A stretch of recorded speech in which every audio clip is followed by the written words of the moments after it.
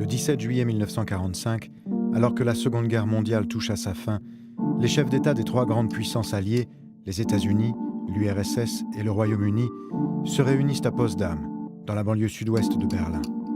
Joseph Staline, Harry Truman et Winston Churchill veulent entériner les accords de Yalta et préparer le monde qui vient.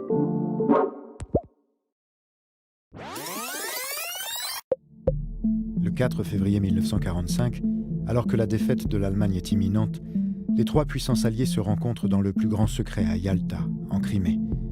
Durant 8 jours, le chef de l'Union soviétique, Joseph Staline, le président des États-Unis, Franklin Roosevelt, et le Premier ministre britannique, Winston Churchill, se réunissent pour préparer l'après-guerre. Les trois dirigeants sont unanimes sur le sort de l'Allemagne et les termes de sa capitulation.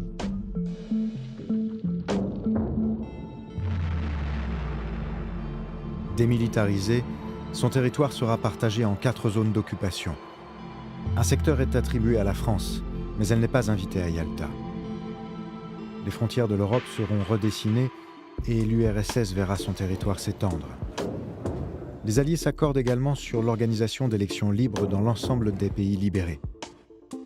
Une disposition que Staline ne respectera pas, en favorisant l'instauration de régimes communistes pro-soviétiques. Les États-Unis obtiennent par ailleurs de l'URSS qu'elle entre en guerre contre le Japon. Enfin, le projet de création d'une nouvelle organisation internationale pour la paix, cher à Roosevelt, se concrétise. L'ONU ne tarde pas à voir le jour.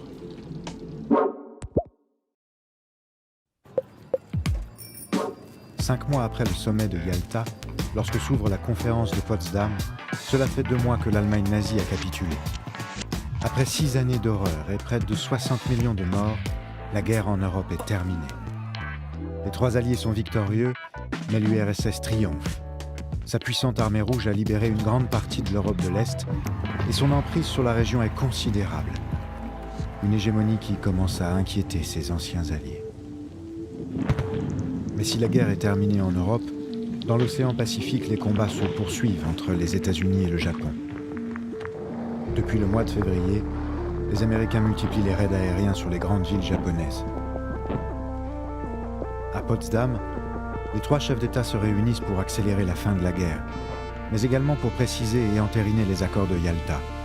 Pendant la conférence, le Premier ministre britannique Winston Churchill est remplacé par son successeur, Clement Attlee, tandis que Harry Truman